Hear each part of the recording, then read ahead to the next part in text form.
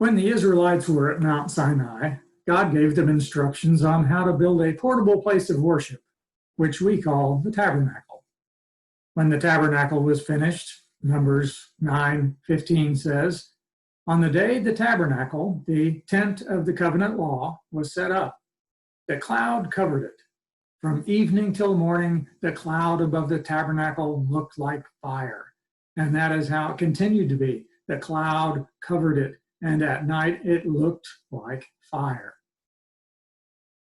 A few hundred years later, when Solomon had built a temple to replace the tabernacle, God's approval and his presence was again demonstrated with fire.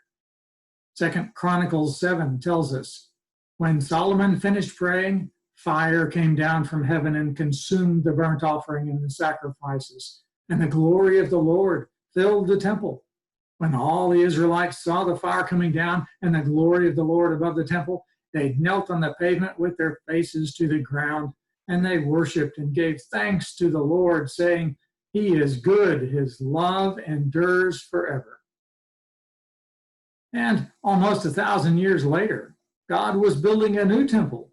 Acts 2 tells us, "When the day of Pentecost came, they were all together in one place.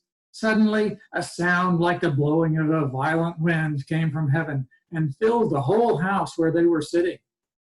They saw what seemed to be tongues of fire that separated and came to rest on each of them." The Apostle Paul says that we are the temple of God. And on that day of Pentecost, when the church began, God's fire came down again.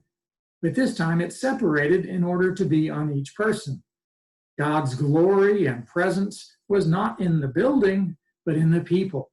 And the church is not a building, but it's people.